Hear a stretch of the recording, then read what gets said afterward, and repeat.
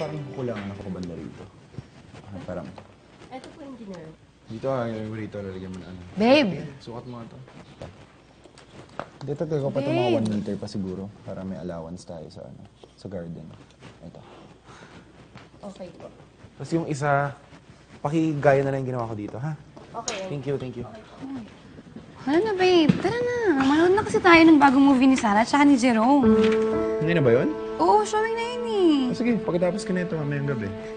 No, babe. Hindi mamayang gabi. Ngayon na. Alam mo naman yung social media. Baka mamaya ma-spoil pa eh. Half day ka na lang kasi. Claire, hindi pwede. Nakakaya kay Ninong. Kabago-bago ko pa lang dito eh.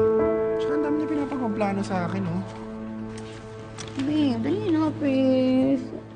Please, baby. Babe, sorry. Hindi pwede. Please. Babe, hindi pwede. Sorry talaga. Ayaw mo? Ha? Ano? Sige. Ang liit-liit na bagay, hindi mo ko mapagbigyan.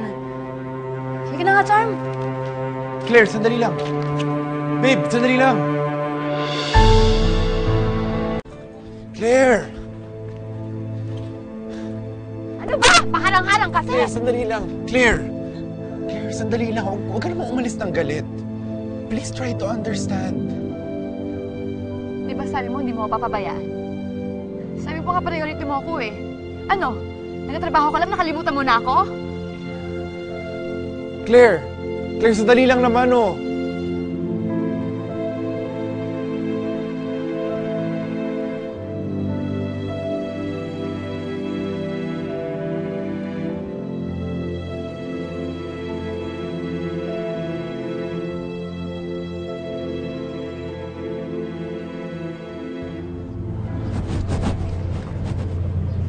Malungkot ka?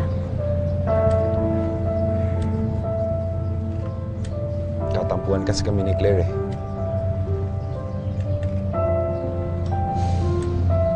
Mabawi na lang siguro ako sa kanya. Kasi hindi naman talaga ako pwede mag-half day.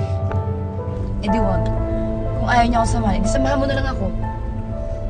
May valid reason naman si Calvin. Trabaho niya yun eh. Kahit paano. Boyfriend ko siya. Kailangan mas importante pa rin ako kaysa sa trabaho niya. Huwag ka nang malungkot. Ayokong nakikitang ganyan ang kaibigan ko.